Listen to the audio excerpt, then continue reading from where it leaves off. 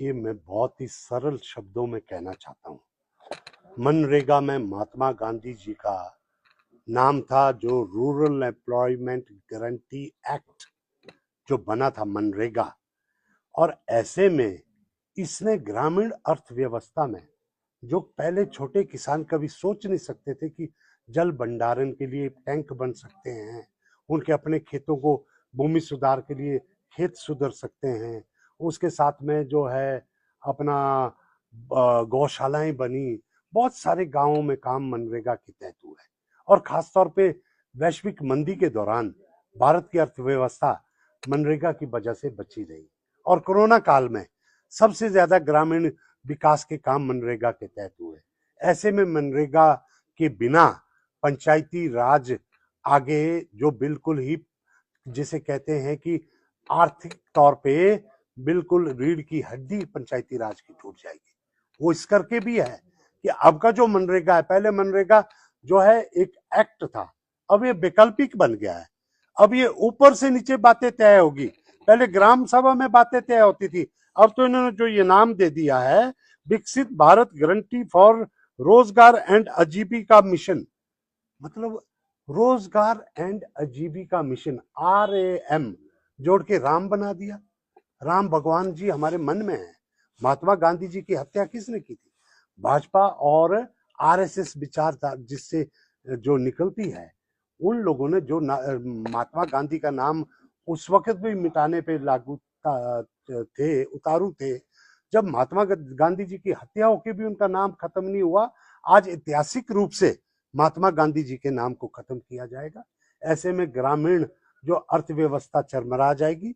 और ये BBG राम जी, पता नहीं क्या कैसे जोड़ के इन्होंने बना दिया है। राम जी हमारे मन में है, लेकिन ये रूरल एंड मिशन कुछ बना के इन्होंने राम करने, आजीविका मिशन।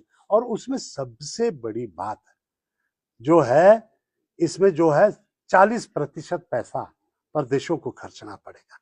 आप सोचिए कि पूरे प्रदेश, जो कि 90% केंद्र की तरफ से पैसा आता था, आज वो जो है 10% भी जो हम खर्चा करते थे, तो प्रशासनिक जो खर्चे होते थे, जिसमें कि मनरेगा की देखरेख के लिए और उसके जो है निरीक्षण के लिए जो काम होता था, वो किया जाता था।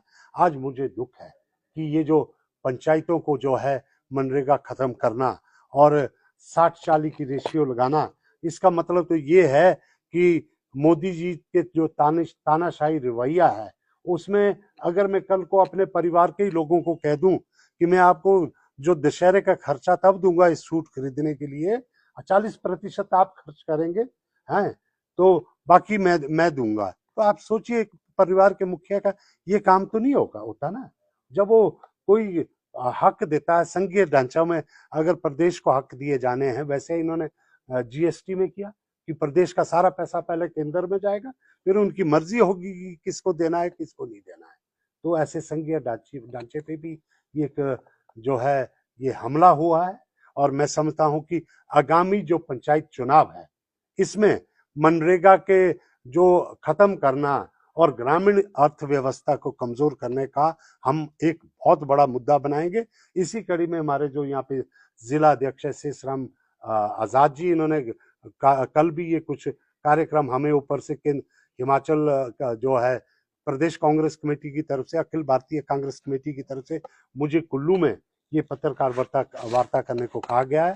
और हम इसकी लड़ाई निर्णायक अंत तक लड़ेंगे और ग्रामीण अर्थव्यवस्था को जो कमजोर करने की कोशिश की गई है, इसके लिए हम ग्रामीणों के लिए इस लड़ाई को लड़ेंगे।